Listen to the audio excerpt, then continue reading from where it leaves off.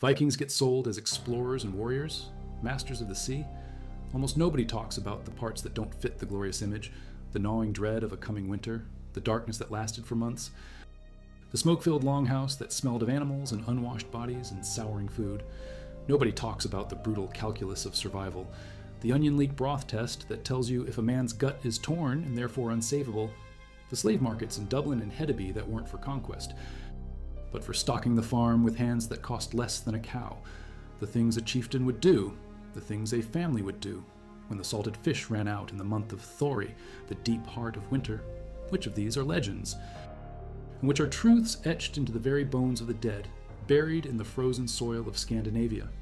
What happens when the longship is beached for the season and the real enemy, the cold, comes knocking on the door? The answer is more profane than you can possibly imagine. If you value documented history that pulls no punches, subscribe now. It's the best way to support our work. Also, let us know in the comments which city you're watching from.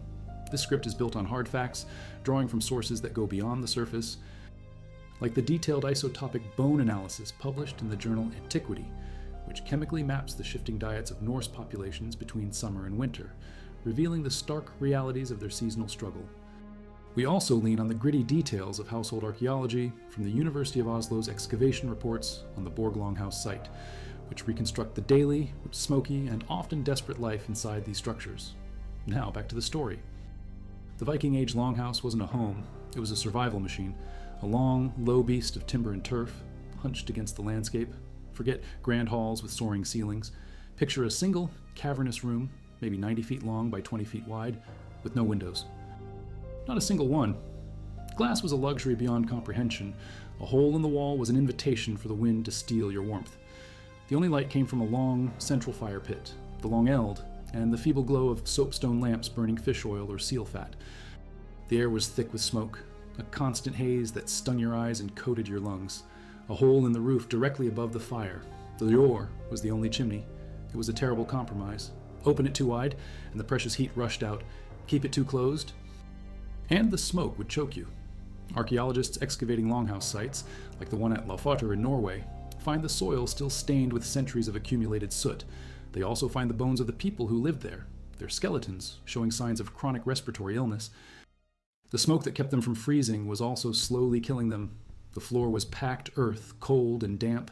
Along the walls were raised wooden platforms, the parlor, where the family and their farm hands, their thralls, would work, eat, and sleep. There were no private rooms. Everyone, from the chieftain to the lowest slave, lived in this one shared space, and they weren't alone. In the dead of winter, the most valuable livestock, a milk cow, a couple of oxen, a few sheep, were brought inside to share the space. They were too precious to risk losing to the cold or to a hungry wolf. Their body heat, a constant, low-grade furnace, contributed to the warmth of the longhouse. Experimental reconstructions of these buildings show that with a fire going and animals inside, the interior could be kept at around 15 degrees Celsius or 59 degrees Fahrenheit, even when the outside temperature plunged to -20. A small, smoky, but survivable world, but the price was the stench, the constant, overwhelming smell of manure, of wet animal fur, of unwashed bodies crammed together for months on end. This was the scent of Viking winter. The first rule of winter was that food was not a guarantee. It was a battle won or lost months earlier. The harvest of late summer and the hunts of autumn were not just meals. They were the ammunition for the long siege ahead. Everything that could be preserved was preserved. Grain, mostly barley and rye, was dried and stored in pits or clay-lined bins, safe from rodents. But the real wealth, the protein that would keep bodies strong through the cold, was in meat and fish. And that meant a relentless campaign of preservation. The most common method was drying. All along the coastlines of Norway, you would have seen vast wooden racks, called hjell, draped with tens of thousands of cod. The fish were gutted, beheaded, and hung in pairs by their tails. For months, the cold, dry air would wick the moisture out of their flesh until they were as hard and light as a piece of wood. This was turfisk, or stockfish. It was almost pure, indestructible protein. It could last for years. To eat it, you had to rehydrate it for days, then pound it with a mallet to break down the fibers, and finally boil it into a thick, bland porridge called rest. It wasn't delicious, but it was fuel. Meat from slaughtered cattle, sheep, and goats was also dried. It was cut into thin strips and hung in the smoky rafters of the Longhouse itself. The constant smoke acted as a preservative, a primitive form of curing that gave the meat a dark, tarry flavor. But drying wasn't enough. The other great weapon against decay was salt. Salt was life.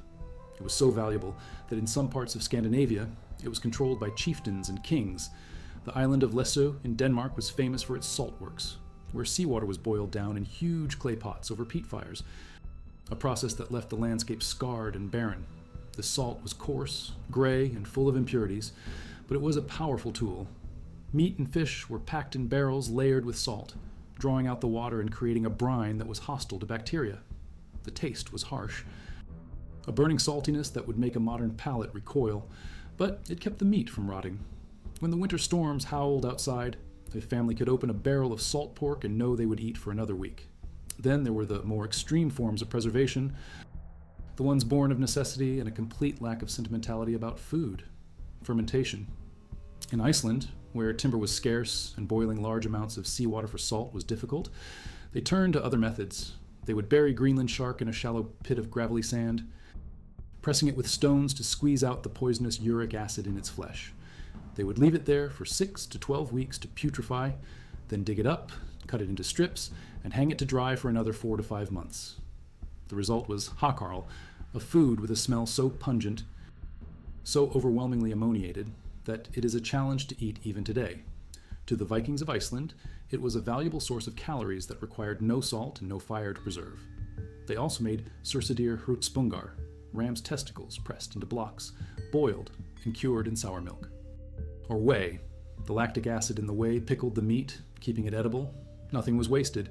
Every part of the animal was a resource. The bogs were also a kind of natural larder. The cold, acidic, oxygen-poor water of a peat bog is a remarkable preservative. The Vikings knew this. Archaeologists have found numerous caches of bog butter, large lumps of animal fat, sometimes weighing up to 50 pounds, wrapped in animal hides or wooden containers and deliberately sunk into bogs.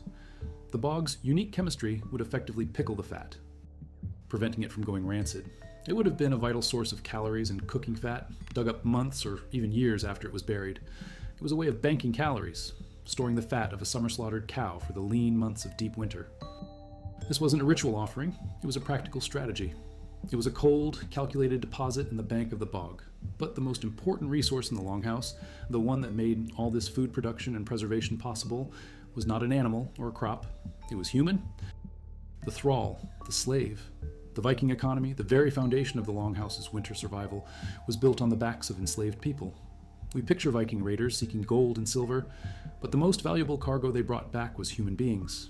Men, women, and children captured in raids on Britain, Ireland, and the Slavic lands to the east. They were brought back to Scandinavia and sold in markets like the one at Hedeby in Denmark or Birka in Sweden. A healthy male thrall was worth about the same as a horse. A female thrall was worth slightly more for her labor and for her potential to produce more thralls. These people were property, chattel. They had no rights. Their lives were completely controlled by their owners. They were the ones who did the backbreaking work of the farm, clearing fields, planting and harvesting the barley, tending the livestock, mucking out the stalls inside the Longhouse. They were the ones who split the endless cords of firewood needed to keep the central fire burning. They were the ones who gutted the thousands of fish and hung them on the drying racks. They were the ones who stirred the salt pots and packed the meat barrels. Their labor created the surplus that allowed the chieftain's family to survive the winter. And in return, they were given the bare minimum. Isotopic analysis of skeletons from Viking-era burial sites consistently shows that individuals buried with the markings of a slave, often in shallow, unmarked graves with signs of a violent death, had a much poorer diet than the free people they were buried near. Their bones show a reliance on low-quality fish and grains, with little access to the meat and dairy products that the landowning family enjoyed. They were the engine of the Longhouse, but they were the last to be fed. In the brutal logic of winter, a thrall was an asset, but also a liability. They were another mouth to feed. When resources became scarce, their rations would be the first to be cut. In times of severe famine, a thrall's life was expendable. The sagas, the great epic poems of the Viking Age, are filled with casual references to the killing of thralls. A chieftain might kill a slave in a fit of anger, or as a sacrifice to the gods, or simply because they were no longer useful. There was no penalty for it. It was like killing a cow. This was the profane reality that underpinned the entire system. The warmth and security of the Longhouse, the very survival of the family, was paid for with the lives and freedom of others. The food piled high for winter was harvested by hands that were not free. And sometimes, that connection was made brutally, profanely explicit. The blot, the ritual sacrifice. To the Vikings, the world was a dangerous place, governed by powerful, unpredictable gods. The favor of these gods had to be won, and the way to win their favor was through gifts, through sacrifice. In the autumn, as the harvest was brought in, there would be a great blot to thank the gods, like Frey and Tur, for the fertility of the land. They would sacrifice animals, a horse, a boar, an ox. The German cleric Adam of Bremen, writing in the 11th century, described the great blot held every 9 years at the temple in Uppsala, Sweden. He claimed that 9 of every male creature were sacrificed. Their bodies hung from the trees in a sacred grove. This included not just animals, but men. His account is likely exaggerated, a piece of Christian propaganda against the pagans to the north, but there's a core of truth to it. Archaeological evidence for human sacrifice is rare but undeniable. Bogs have given up the bodies of people who were clearly killed in a ritual manner, strangled, with their throats cut, before being placed in the water. These were not murders, they were offerings, and the sagas are full of stories of chieftains sacrificing thralls, or even their own children, to appease the gods in a time of crisis. When the crops failed, when the winter was unusually harsh, when starvation loomed, a sacrifice was a desperate plea to the divine powers, but it was also brutally practical. The animal, or in some cases the human, that was sacrificed was often cooked and eaten in a great communal feast. The blood was sprinkled on the walls of the temple and on the assembled people, a way of sharing in the power of the sacrifice. The meat was boiled in great cauldrons over the long fire and shared among the community. It was a religious ritual, yes, but it was also a way of distributing protein. It was a sacred act and a pragmatic meal, all at once. The line between the holy and the profane, between worship and survival, was thinned to the point of non-existence. They were killing for the gods, but they were also killing to eat. The raid itself was another part of this grim winter equation. The classic image of the Viking raid is of a dragon ship appearing out of the mist, its warriors storming ashore to loot a monastery of its gold and silver, and that certainly happened. But for every raid that targeted a wealthy church, there were dozens that were simply about food and labor. A Viking crew might attack a coastal farmstead in England or France not for its non-existent gold, but for its grain stores, its cattle, and its people. They would load their ship with sacks of barley, with squealing pigs and trussed-up sheep. They would round up the able-bodied men and women, binding their hands and forcing them onto the ship. This wasn't conquest, it was provisioning. It was a violent, brutal form of grocery shopping. The treasure they brought back was not always something that glittered. The real treasure was the mountain of food and the new thralls who would work to create the next year's supply. The success of a raid meant a longhouse that was well stocked for the coming winter. It meant more hands to do the work. It meant a greater chance of survival. Failure, or a peaceful season with no raiding, meant a harder winter, with smaller rations and more hungry mouths to feed from a dwindling supply. The violence of the summer raid was directly connected to the quiet struggle for survival in the winter darkness. One fed the other. The entire Viking world was built on this cycle of violent acquisition abroad and desperate conservation at home. They were two sides of the same coin. Two parts of the same brutal strategy for cheating death for one more season. The Longhouse in winter was not a place of cozy comfort. It was a fortress, a storehouse, and a cage all at once, and its walls were built on a foundation of salt, smoke, slavery, and blood. The heart of this entire system was the fire, the long eld. It was more than just a source of heat and light. It was the center of the universe. It was where the food was cooked, where stories were told, where tools were mended. It was where the family gathered during the endless nights. But it was a hungry beast. A single longhouse would consume an enormous amount of firewood. Keeping that central fire burning day and night for the 6 to 8 months of winter required a small mountain of timber. The job of cutting, splitting, and hauling that wood was a relentless, year-round task. The area around a settlement would be stripped of trees for miles. It was a constant battle against the cold, and the fuel was timber. The forests of Scandinavia were not the endless, pristine wilderness we imagine. Around the settlements, they were heavily managed, and in some cases, completely depleted. This constant demand for wood had a profound impact on their world. It shaped where they could settle, it limited the size of their communities, and it was another major driver of the work done by thralls. A chieftain's power could be measured by the size of his longhouse and the brightness of his fire, and that, in turn, could be measured by the amount of labor he controlled, the number of thralls he owned to fell the trees and haul the logs, The fire was a symbol of life and prosperity, but it was fed by a system of bondage. Inside this smoky, crowded world, life was governed by the rhythm of the dying light. As autumn deepened into winter, the days grew shockingly short. In places like Trondheim in Norway, the sun might be above the horizon for only 4 or 5 hours a day.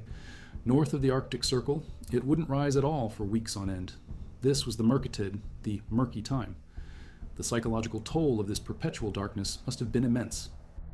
The world shrank to the small circle of firelight inside the Longhouse. This was a time for indoor work.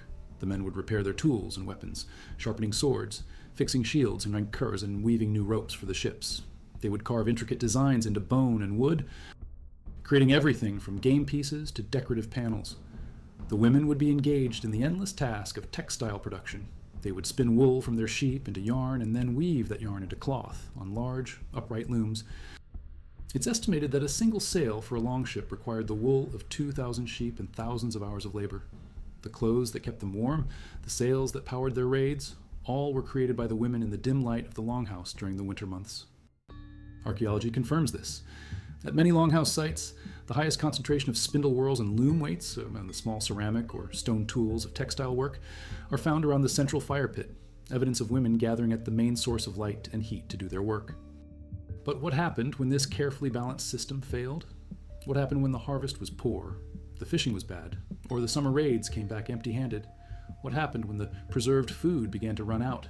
Not in the early spring, but in the dead of winter. In the unforgiving months of January and February, this is where the story of Viking survival turns from one of grim pragmatism to one of sheer desperation. This is where the profane becomes the necessary. The first casualty was always the livestock that couldn't be fed. Animals would be slaughtered, even the valuable breeding stock, providing a temporary glut of fresh meat that was impossible to preserve. It was a short-term solution that mortgaged the future. Eating the breeding cow in February meant no milk and no calf in the spring. It was a gamble on survival, a bet that the winter would break before starvation took hold. If you appreciate this level of detailed evidence-based historical storytelling, please consider subscribing. It allows us to continue doing this deep research. And let us know in the comments what part of the world you're tuning in from. Now, back to the harsh realities of a Viking winter. When the meat was gone, they would turn to what are known as famine foods. The sagas speak of people grinding tree bark, particularly from elm and pine, into a coarse flour to mix with their dwindling grain supplies. It had almost no nutritional value, but it filled the stomach and staved off the worst of the hunger pangs. They would eat moss and lichen scraped from rocks.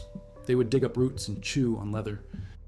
Chemical analysis of the stomach contents of bodies preserved in bogs from the Iron Age, the period just before the Vikings, shows a diet filled with these desperate ingredients, including weeds and chaff that would normally be discarded. The people were eating anything they could to stay alive. And the social contract began to break down. The strong would take from the weak. A chieftain might hoard the remaining food for his own family, leaving his followers and thralls to starve. The sagas are filled with dark tales of winter conflicts, of neighbors raiding each other's farms, of betrayal and murder over the last scraps of food. The bonds of community, so strong in times of plenty, were stretched to the breaking point by hunger. This is also where we see the evidence for the most desperate acts of all, the practice of setting out. An unwanted child, a newborn girl in a society that prized male warriors, or a baby born with a defect house, might be taken from the Longhouse and left in the wilderness to die of exposure. It was a form of infanticide, a brutal method of population control when resources were scarce. There was no sentimentality about it. It was a cold, hard decision made to ensure the survival of the rest of the family. The same fate could befall the elderly, an old person who could no longer contribute to the work of the farm, who was seen as just another mouth to feed, might be encouraged to go and sit on the family mound, a form of voluntary euthanasia, where they would essentially go out into the cold and wait for death. In the sagas, this is often portrayed as a noble act, a way of not being a burden. But the reality behind it was the grim calculus of survival. There was not enough food for everyone. The unproductive had to be sacrificed for the good of the group. The final taboo, the one that is whispered about in the darkest corners of the sagas, is cannibalism. Did the Vikings resort to eating their own dead to survive? Direct archaeological evidence is almost impossible to find. Cut marks on human bones can be interpreted in many ways, as ritual defleshing, as the result of a violent death, or as evidence of butchery for consumption. But the stories exist. The Sturlunga saga, An Icelandic text describing events in the 12th and 13th centuries speaks of a time of terrible famine where men ate other men. Another saga tells of a sorcerer who is blamed for a famine and is killed and eaten by the starving populace. These are just stories, and they are often used to blacken the name of an enemy or to describe a world that has fallen into chaos, but they reflect a deep-seated fear, a knowledge of what human beings are capable of when pushed to the absolute limit. In the mind of the Viking, the world was a thin veneer of order over a deep well of chaos. Winter was the time when that chaos could bubble up and overwhelm them. It was the time when the rules of man were broken, and the only rule that mattered was the one dictated by the empty, aching stomach. When the fire in the Longhouse burned low, and the wind howled like a hungry wolf outside, the line between a neighbor and a meal could become terrifyingly thin. This was the ultimate profanity, to consume your own kind, but in the desperate, frozen darkness of a Scandinavian winter. The gods were very far away, and survival was the only prayer that mattered. The Longhouse was meant to keep the dangers of the world outside, but in the end, the greatest danger was always inside, locked in with the darkness, the hunger, and the cold, the turning point. The moment of salvation, or final failure, was the thaw. The first signs of spring were not just a change in the weather, they were a reprieve from a death sentence. You would have heard it before you saw it. The deep, groaning crack of the fjord ice, a sound like the world breaking apart. This was the isløsning, the ice releasing, a thunderous announcement that the sea was no longer a prison. The smell of the air would change, losing its sterile, frozen edge and taking on the scent of damp earth and possibility. The sound of dripping water from the turf roof, a constant, gentle rhythm, was the sound of the siege lifting. The first migratory birds to return, like the oyster catcher, were not just a welcome sight. They were a promise of eggs to be stolen from shoreline nests, a desperate injection of fresh protein. The first boats would be shoved across the remaining ice floes and into the gray, frigid water. The crews, gaunt and weakened by the winter's privations, would row with a grim determination. They weren't seeking treasure or new lands, they were hunting. The first catch of cod or saithe after months of dry, woody stockfish was more than a meal. It was a resurrection. The fats and oils in the fresh fish were a jolt to bodies starved of nutrients, a medicine against the deep weariness of the winter. On shore, the women and children would be scouring the newly bare ground for the first green shoots. Stinging nettles, a weed to us, were a vital source of vitamins, boiled into a thick soup that would help ward off the scurvy that had been eating away at their health in the darkness. Every edible root, every bird's egg, every shellfish exposed by the retreating tide was a treasure, a small victory in the ongoing war against death. But spring was also a time of brutal reckoning. It was when the true cost of the winter was tallied in the cold light of the longer days. You would walk out of the smoky Longhouse and into a world of mud and bones. The community would count its dead. The old ones who had faded away in the cold, the infants who never saw their first spring, and the countless thralls who had succumbed to malnutrition and disease. The Longhouse, a refuge from the cold, iron was also a perfect incubator for sickness. Archaeological finds of Viking skeletons show the terrible price they paid. Bones warped by rickets, a sign of severe vitamin D deficiency from months without sunlight. Skulls and teeth showing the telltale signs of scurvy. A disease caused by a lack of vitamin C that made gums bleed and old wounds reopen. The constant smoke inhalation led to chronic, debilitating lung conditions, visible even in the bone. Spring was when you buried the evidence of winter's assault on the human body. You would also assess the damage to your future. The livestock that had survived were skeletal, their ribs showing through their shaggy coats, and you would remember the ones you had been forced to slaughter and eat, the breeding ewe, the young ox needed for plowing. Every animal eaten was a chunk taken out of the next year's potential. You would look at your grain bins and see just how close to the bottom you had come. This period, the hunger gap of early spring, was in many ways as dangerous as the deep winter. The stores were gone, but the first harvest was still months away. A late frost that killed the barley shoots or a storm that kept the fishing boats ashore for a week could tip a family that had barely survived the winter right back into the abyss. This was a time of profound vulnerability, a knife's edge between recovery and collapse. It was in this desperate, precarious state that the cycle would begin anew. The minds of the survivors would turn outward. The defensive, inward-looking mentality of winter gave way to an aggressive, expansionist hunger. The men would swarm over the longships, the instruments of their salvation. The hulls, dried and cracked by the winter air, needed to be sealed. This meant tar. The production of pine tar was a major industry, a slow, smoky process of burning pine roots in a covered pit to extract the black, sticky resin. It was a filthy, time-consuming job, but it was essential. The tar waterproofed the wood, protecting the ship from the sea. They would mend the rigging and patch the great woolen sail that had been woven by the women in the darkness of the Longhouse. Every task was driven by a sharp and recent memory of hunger. When the ships were ready, they were not just setting out for adventure. They were hunting for survival on a grander scale. The Viking expansion, the explosion of energy that saw them carve their name from North America to the Caspian Sea, was not born of idle curiosity. It was a violent, strategic response to the brutal pressures of their homeland. Every raider who climbed into that longship had the ghost of winter standing behind him. They were not just seeking silver from a monastery, they were seeking security. They were looking for portable wealth to buy grain. Better yet, they were looking for the grain itself. Raiding the fertile well-managed farms of East Anglia or Normandy, they were not just fighting for glory, they were fighting for calories. They would storm a village and take its cattle, its stores of food, and most importantly, its people. Every healthy captive forced onto that ship was another thrall to work the farm back home, to cut the wood, to dry the fish, to ensure that the fortress of the Longhouse was better stocked for the next winter.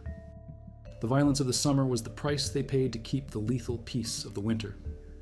The final, chilling piece of evidence that reframes this entire struggle comes not from a saga or a runestone, but from deep within the cold, Danish earth. In the 1970s, archaeologists were excavating a massive ring fort at Trelleborg, one of several built across Denmark by King Harald Bluetooth in the late 10th century. These were not farming settlements, they were military barracks, symbols of a new, centralized royal power. And in these places of rigid order, a disturbing discovery was made. The archaeologists found 5 mass graves.